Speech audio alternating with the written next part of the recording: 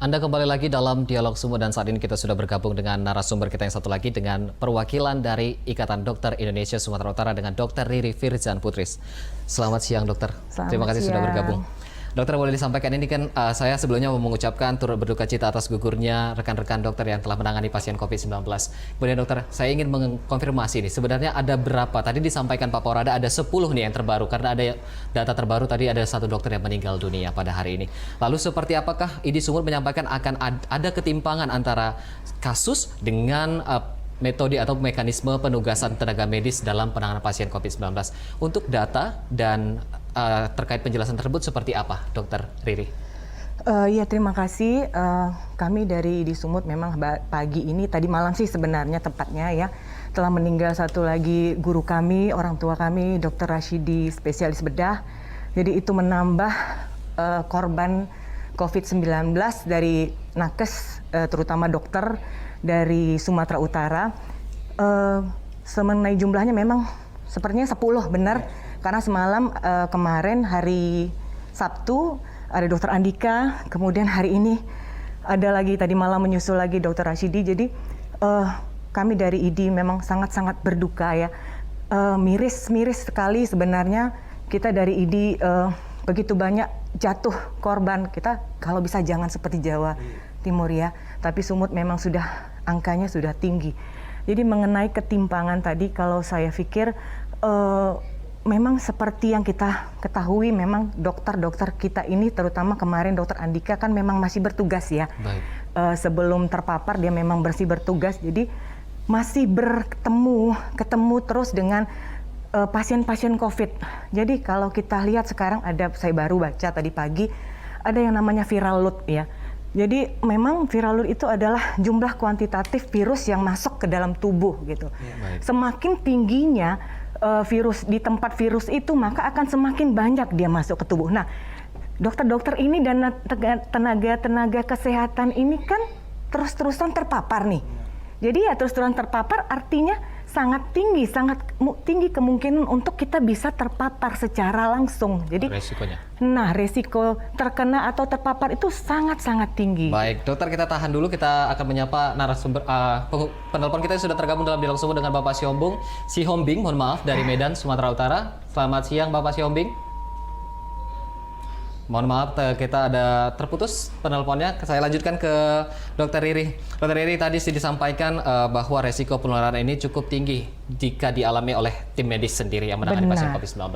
Kemudian untuk pemeriksaan terhadap tim medis ini, apakah memang dilakukan secara berkala, khususnya untuk dokter-dokter yang menangani pasien COVID-19? Iya, itu kita lakukan secara berkala. Itu juga sudah menjadi soap ya. Memang udah protokol bahwa tenaga medis yang bertugas maka akan diperiksa juga secara bertahap. Jadi ada waktu penugasan, kemudian ada waktu istirahat untuk dicek kembali, kemudian jika nanti misalnya hasilnya reaktif atau nereaktif akan dilanjutkan.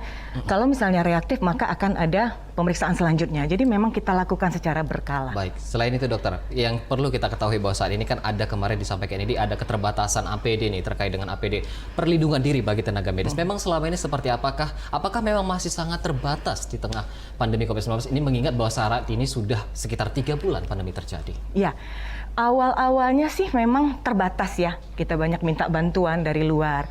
Tapi saat-saat sekarang ini sudah banyak sekali memang sih bantuan-bantuan dari LSM, dari pemerintah, dari donatur, sudah banyak sebenarnya.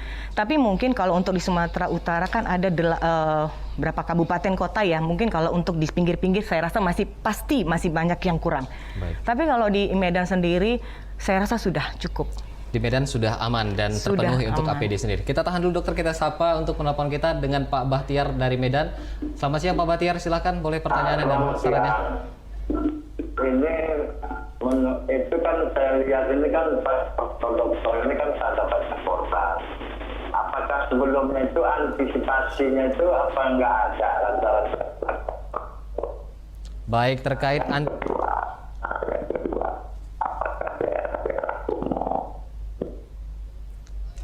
mohon maaf pemirsa, kita ada sedikit gangguan signal dan kita lempar. Tadi ada satu pertanyaan yang sudah saya tangkap, yakni antisipasi sudah dilakukan tidak terhadap dengan jatuhnya korban khusus tenaga medis ini. Saya lempar kepada Pak Poarada.